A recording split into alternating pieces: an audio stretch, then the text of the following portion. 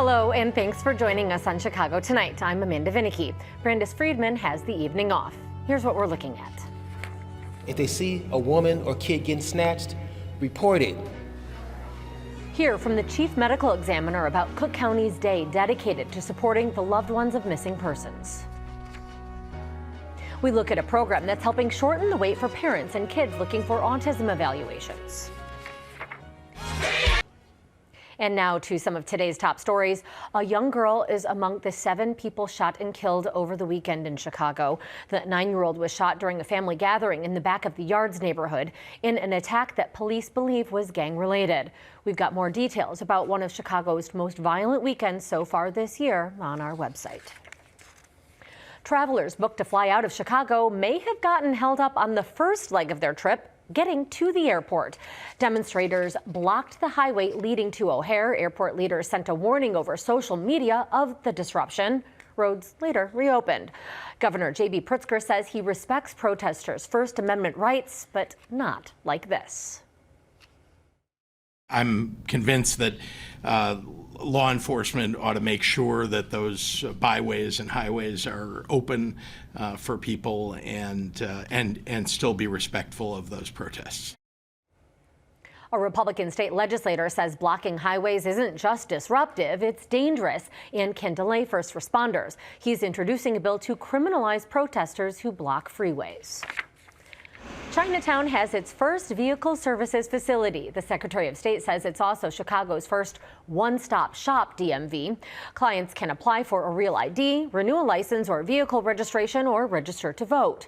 The local alderwoman says the community has wanted a DMV for a long time. It's an incredible signal to our community of the importance of our growing community. We are the only growing Chinatown nationwide, and Asian Americans represent the fastest growing minority group in Illinois and across the United States. The just opened facility at 2250 South Canal Street is for walk-ins. Most others in the city are appointment only. Some 340,000 low-income Illinois residents could see their medical debt eliminated. The governor's pushing for the state to spend $10 million to make it happen. The state would buy the debt for pennies on the dollar, meaning $1 billion of debt would be erased. The stress and strain of mounting medical debt on top of a healthcare challenge can significantly and adversely affect an individual's overall financial well-being, increasing their likelihood of bankruptcy, and even make them reconsider seeking future medical care. A new study casts doubt on the impact healthcare debt relief has on helping to improve finances and mental health. Pritzer says times have changed since that study was done. It largely focused on cases between 2018 and 2020. The governor says 14% of Illinoisans have medical debt, disproportionately people of color. Cook County has already partnered with a nonprofit to abolish $350 million of medical bills. Up next, how Cook County is working to help families of missing persons. That's right after this. Chicago Tonight is made possible in part by the Alexandra and John Nichols family, the Jim and Kay Mabey family, the Polk Brothers Foundation, and the support of these donors.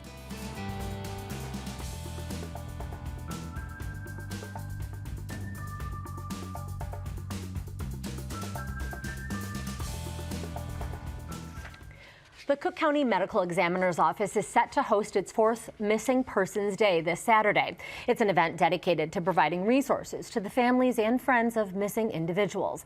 Attendees can find information to aid their search, and they can connect with grief counselors. And the event includes other organizations committed to the cause, like the National Center for Missing and Exploited Children, the Unidentified Person System, and the American Red Cross.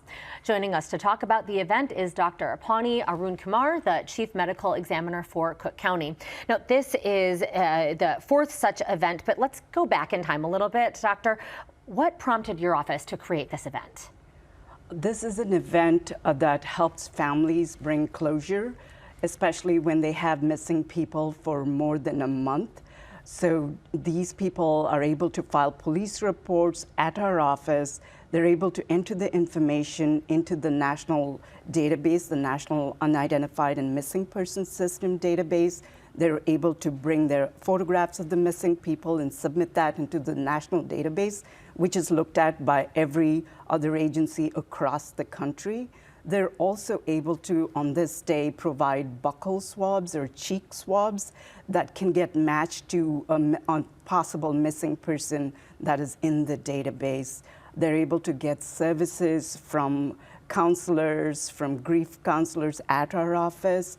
So they're able to do all the things that they need to do to help find their missing person, not just file missing persons report. They can bring these reports to our office on that day, but they can do other things in addition, like submitting the DNA swabs, which would be a final step that they can take in helping find their missing. If I had a loved one who was missing, isn't this just part of regular protocol that perhaps police do after, I don't know, the 24 hours or something has gone by and it becomes clear that somebody isn't just tardy, they're actually missing? Isn't that just regular protocol? So the regular protocol is that they can just file a missing persons report that could go into the national database, depending on how busy that police agency is. It can be a month, it can be longer, but they're not able to take DNA from these families and submit them into the national unidentified and missing persons system. So that's something that can be done at our office because we have representatives from NAMIS, which is that National Missing and Unidentified Person System. Is that something that they could do any other day and this just brings additional attention to it? Or is this really the day devoted to it that otherwise individuals would have to go out of their way, make those connections individually and not do it at your office? That is correct. So this one day, the Saturday between 11 a.m. and 3 p.m., we offer the opportunity for families to take all the steps that are needed. We're able to do this because we work with multiple police agencies. We're working with NAMIS, which is that national database, to get all the resources together to help families and friends.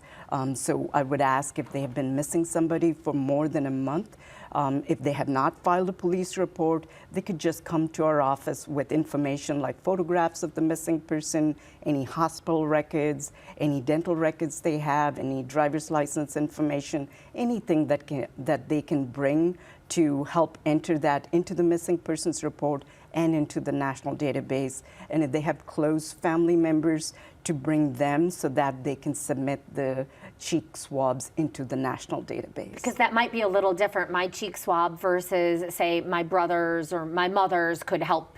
You don't know, every cheek swab helps potentially lead to more of a connection? Yes, close family members brings that connection readily.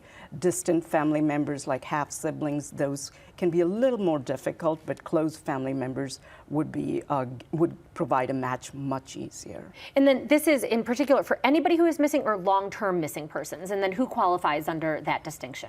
So anybody missing for more than a month is what we suggest would get the most help coming to our office on Saturday. You were the medical examiner when this event was created, I believe. Was there a specific incident that prompted it, or?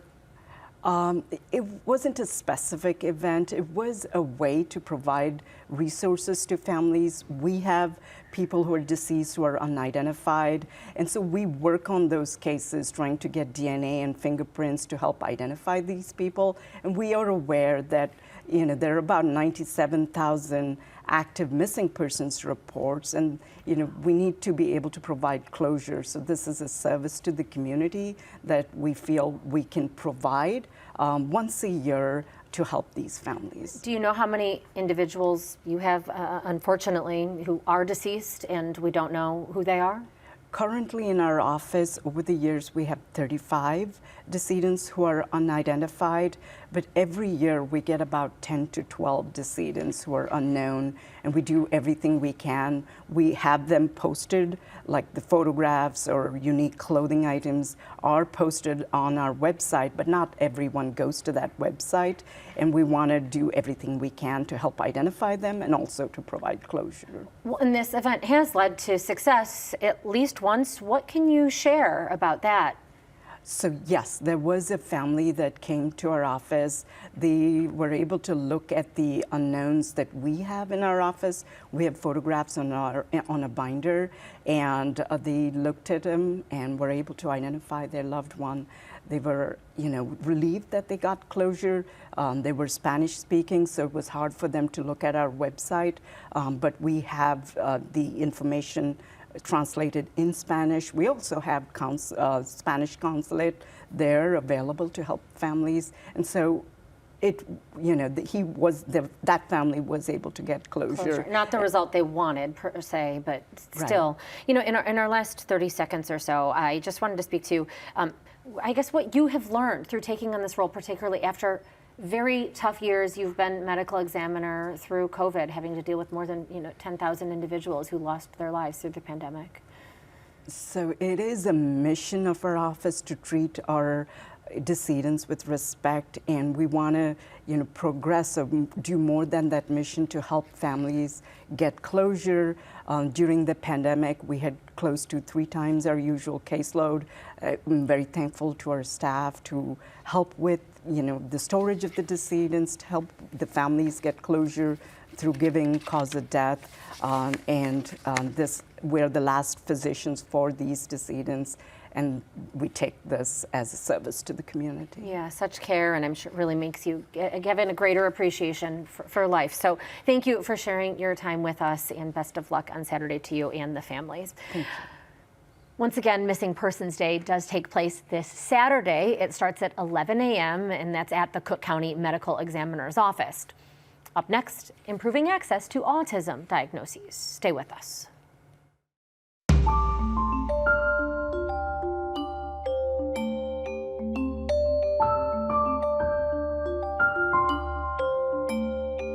April is National Autism Acceptance Month. According to researchers with the CDC, there are nearly 300,000 autistic individuals in Illinois. Navigating neurodivergence varies greatly from childhood through adulthood, but a timely diagnosis is key to getting early support. In partnership with WTTW, Northwestern University Medill School of Journalism students introduce us to families, advocates, and researchers working on creating actionable steps.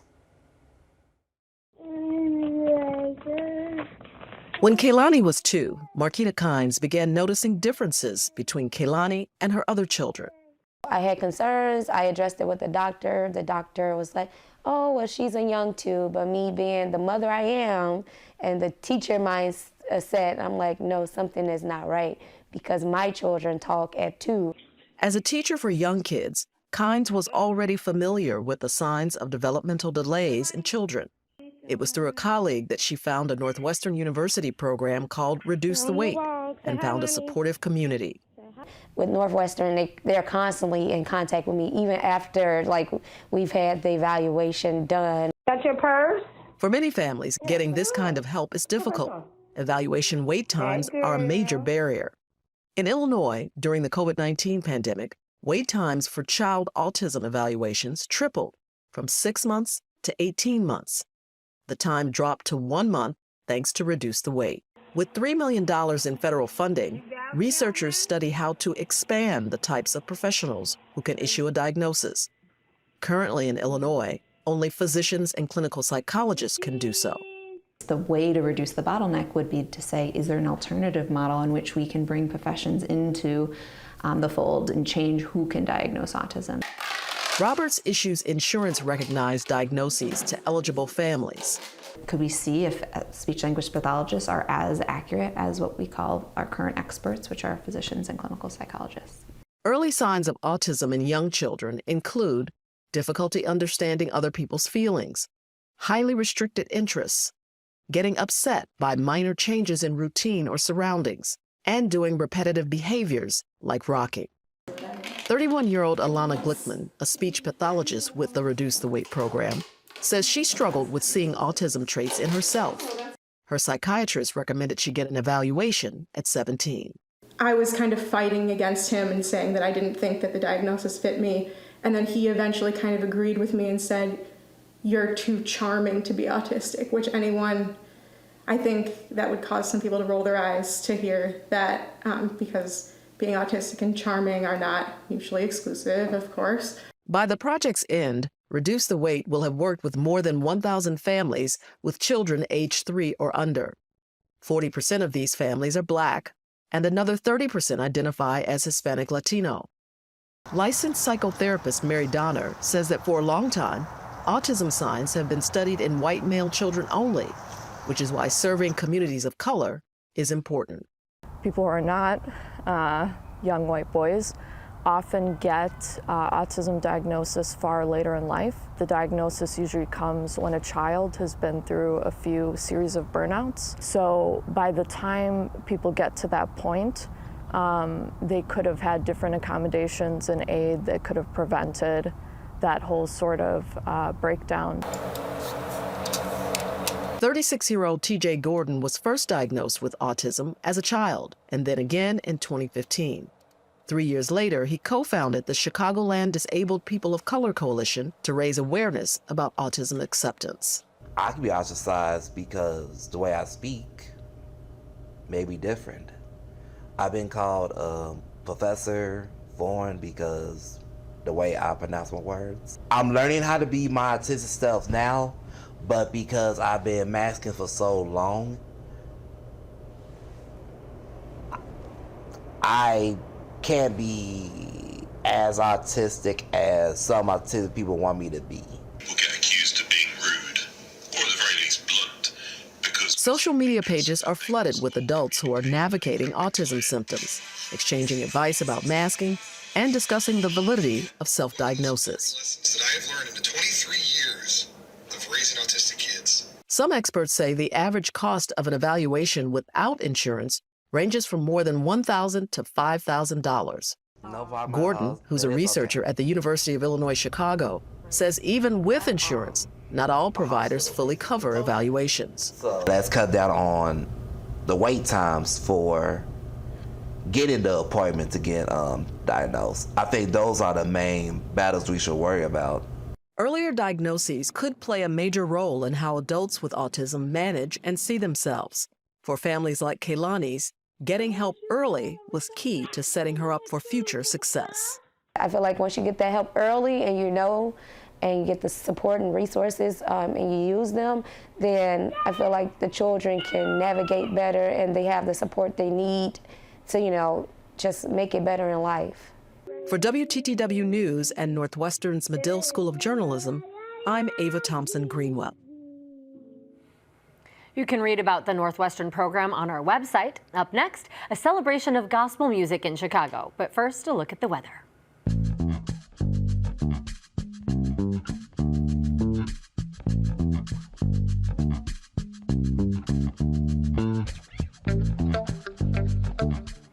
Chicago is known as the birthplace of gospel. Many of the genre's pioneers, like Thomas Dorsey and Mahalia Jackson, called the city home. Today, the music is celebrated worldwide, far beyond the Black churches where Dorsey and Jackson got their starts.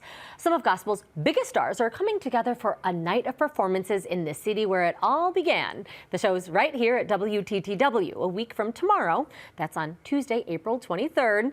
We'll tell you how to be a part of the crowd in just a few moments. But first, joining us is the host of this live in-person WTTW event, Pastor John Boston from Shiloh Seventh-day Adventist Church. A particularly timely title, too, because of this.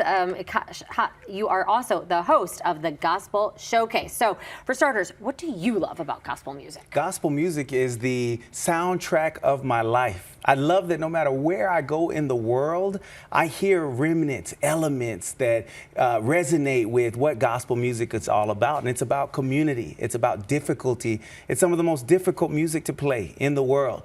And so when you see people make it easy, it kind of gives you a moment to breathe and say, no matter how bad things get, I'm going to make it.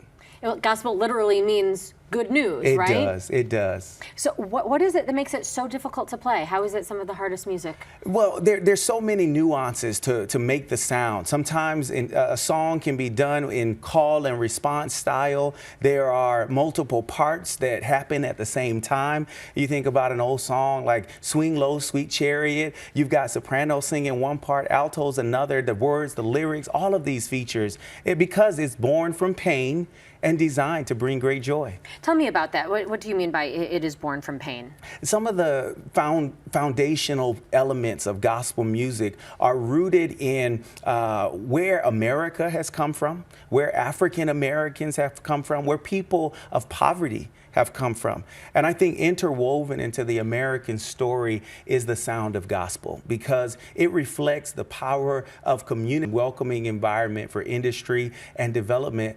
And the sound of that transition was gospel music. It was an evolution of moving from cotton fields into churches built by our own hands, and it transformed the landscape of music. There is something special about gospel music, literally to be considered gospel versus, say, a regular hymn.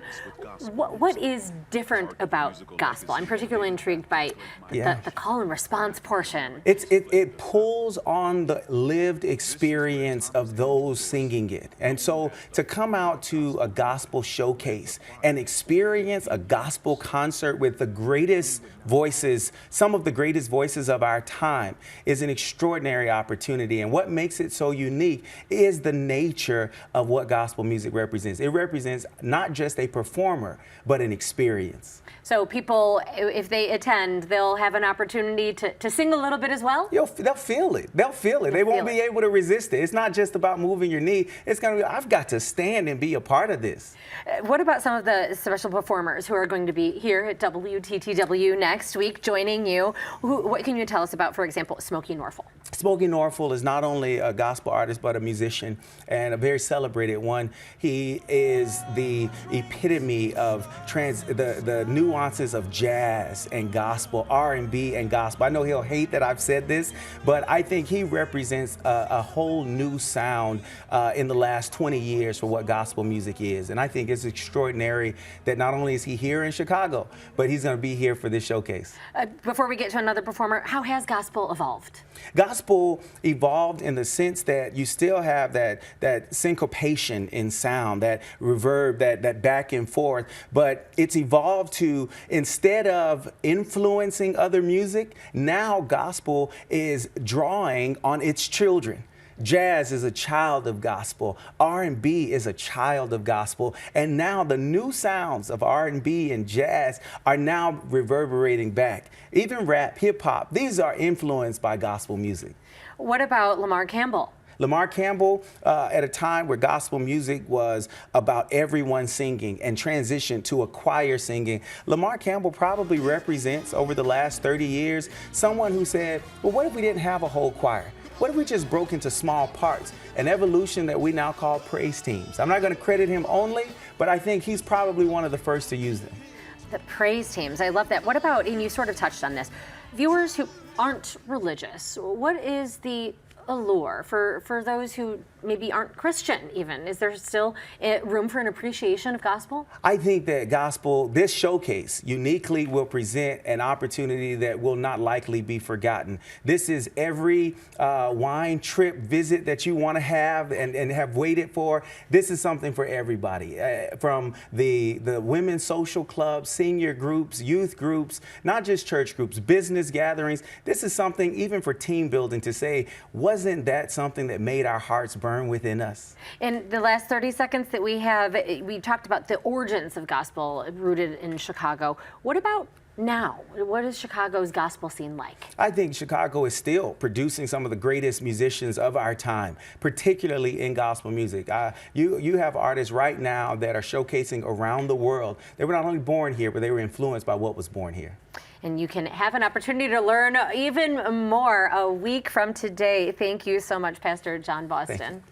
And again, Boston is going to be a host of that gospel showcase that is taking place here at WTTW Tuesday, April 23rd at 6:30 p.m. You can get tickets at WTTW.com/gospel showcase or by scanning that QR code you'll see on your screen. And that is our show for this Monday night. Join us tomorrow night at 5:30 and at 10. Mayor Johnson's push for affordable housing and new arrivals funding and more in Spotlight Politics. And from cemetery secrets to flying saucers, we have a preview of Jeffrey Bear's new tour of Chicago mysteries. Now, for all of us here at Chicago Tonight, I'm Amanda Vinicky. Thank you for watching. Stay healthy and safe, and have a great night.